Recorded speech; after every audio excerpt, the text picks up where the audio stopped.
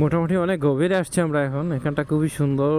মধুপুর জাতীয় উদ্যানের অনেক ভিতরে চলে আসছি আমরা এখন রাইড করতে করতে। মোটামুটি 10-15 মিনিট ধরে আমরা রাইড করতেছি এখানে। একটা সাউন্ড, গভীর জঙ্গলে আছি আমরা এখন। বানর পাইছি হ্যাঁ এগুলো তো বাপ বলা নাই। হ্যাঁ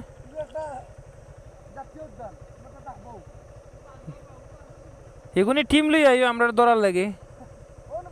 এই মুহূর্তে আছি মধুপুর জাতীয় উদ্যানের সামনে, টাঙ্গাইল।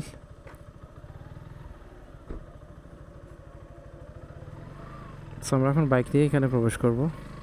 সেখানে মূলত 30 টাকা করে পার পারসন, প্লাস বাইকেরও 30 টাকা, আমরারও 30 টাকা না,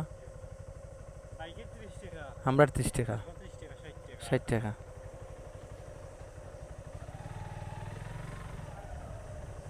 প্রবেশ করলাম আমরা মধুপুর জাতীয় উদ্যানে, টাঙ্গাইলের মধুপুর জাতীয় উদ্যান।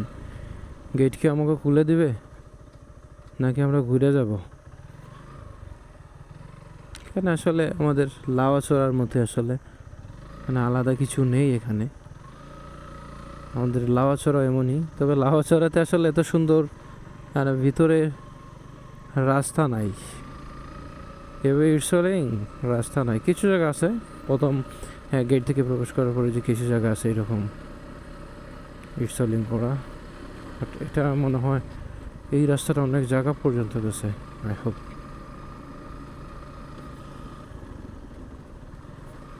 মজার বিষয় হইলে গিয়া মধুপুর জাতীয় উদ্যানে বাইক নিয়ে ঢুকতে দেয়, কি সুন্দর আমরা ঘুরতেছি। এটা আসলে পজিটিভ, খুব ভালো লাগলো।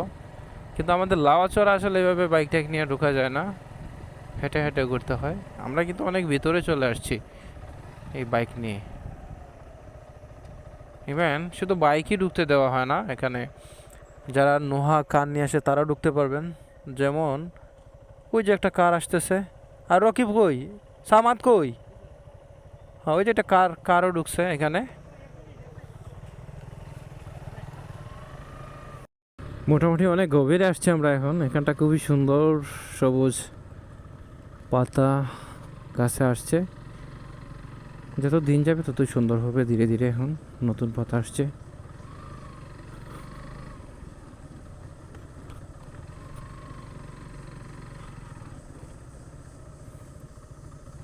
মধুপুর জাতীয় উদ্যানের অনেক ভিতরে চলে আসছি আমরা এখন রাইড করতে করতে। মোটামুটি 10-15 মিনিট ধরে আমরা রাইড করতেছি এখানে।